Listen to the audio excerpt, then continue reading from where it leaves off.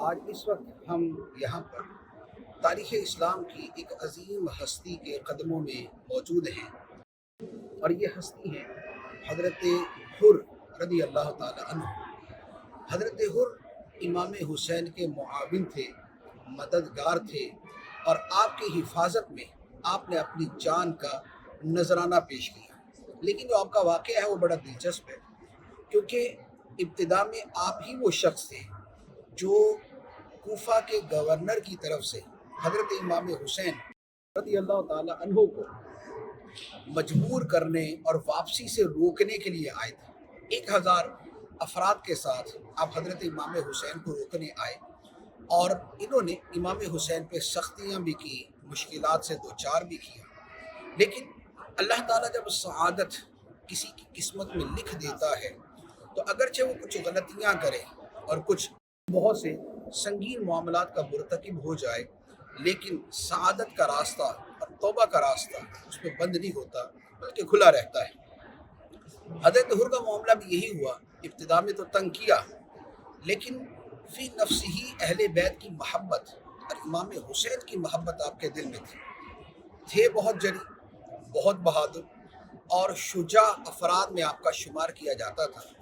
امام حسین رضی اللہ تعالیٰ عنہ کے سامنے آئے، اور جب کچھ وقت گزر چکا تھا تو امام حسین نے ایک جملہ فرمایا، کیونکہ انہوں نے تنگ کیا ہوا تھا، تو امام حسین نے فرمایا کہ تجھے تیری ماں روئے۔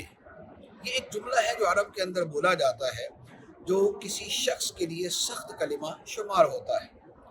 حضرت حر کا ادب دیکھیے کہ آپ نے آگے سے جواب دیا کہ اگر مجھے دنیا میں کوئی بھی شخص میری ماں کے حوالے سے یہ جملہ کہتا تو میں اس کو جواب دیتا، لیکن اے حسین، آپ کی والدہ سیدہ فاطمہ ہے، میں سیدہ فاطمہ کے حوالے سے کوئی بات نہیں کر سکتا۔ سبحان اللہ!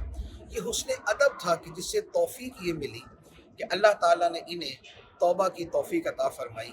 اور جب نماز کا وقت ہوا، ظہر کی نماز ہوئی، اذان کہی گئی، امام حسین رضی اللہ تعالیٰ عنہ نے حر سے کہا کہ تم اپنے لشکر کے ساتھ جماعت جدا گانا کرو گے یا ہمارے ساتھ شریک ہو گے؟ اب حیرت کی بات ہے کہ سارا لشکر حضرت حر کے ساتھ امام حسین رضی اللہ تعالیٰ عنہ کے پیچھے نماز میں کھڑا ہو گیا۔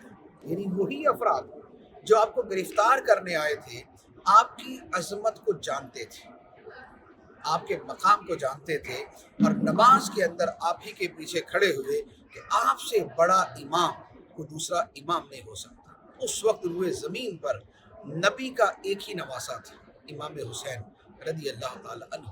سیدنا امام حسین رضی اللہ تعالی عنہ جب جنگ کا وقت بالکل قریب آ گیا تو حضرت حر کو یہ احساس ہوا کہ میں نواسہ رسول کے مقابلے میں اس ہستی کے مقابلے میں ہوں کہ اللہ کے سارے نبیوں میں سے کسی نبی کا نواسا اگر دنیا میں موجود ہے تو وہ امام حسین رضی اللہ تعالیٰ۔ دل پہ اثر ہوا اور آپ حضرت امام حسین رضی اللہ تعالیٰ عنہ کی بارگاہ میں حاضر ہو گئے۔ اگرچہ فیصلہ بڑا مشکل ہے، ایک طرف گورنری ہے، ایک طرف حکومت ہے، ایک طرف عہدہ ہے، منصب ہے، دولت ہے، شہرت ہے، آسائشوں کی زندگی ہے، ایک لمبی زندگی ہے جس میں بڑی موج ہوگی، حکمرانی ہوگی، اور یزید کی طرف سے اور عبید اللہ ابن زیاد کی طرف سے بڑے انعام دیے جائیں گے کہ تو نے حسین کا راستہ روک دیا، تو نے حسین کو شہید کر دیا، گرفتار کر لیا۔ لیکن دوسری طرف کیا تھا؟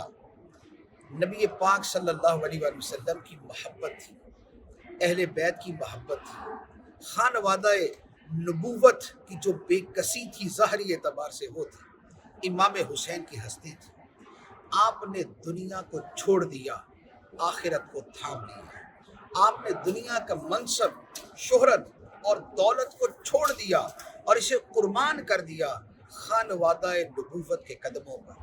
آپ کو معلوم تھا کہ امام حسین کا ساتھ دینے کا مطلب یا اپنی گرفتاری ہے یا اپنی موت ہے۔ اس کو جانتے ہوئے بھی اپنی جان دینے کے لیے تیار ہو گئے اور امام حسین رضی اللہ تعالیٰ عنہ کے معاون اور مددگار بن گئے، اور پھر میدان جنگ میں امام حسین کی طرف سے لڑنے کے لیے میدان میں آئے۔ لڑتے لڑتے لڑتے رہے حتیٰ کہ آپ اسی میدان میں شہید ہو گئے۔ سبحان اللہ۔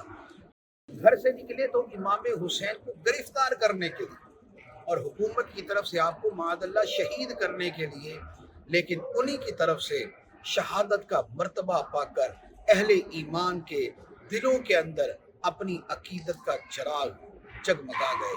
اور آج الحمدللہ جب حضرت حر کا نام لیا جاتا ہے، اہل بیت کی محبت کا تصور ذہن میں آ جاتا ہے۔ جب آپ کا نام لیا جاتا ہے تو قربانی اور دنیا کو قربان کرنے کا جذبہ سامنے آ جاتا ہے۔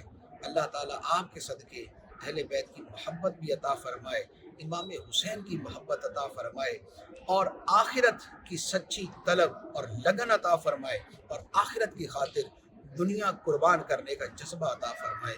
آمین بجاہ النبی الامین صلی اللہ علیہ وسلم۔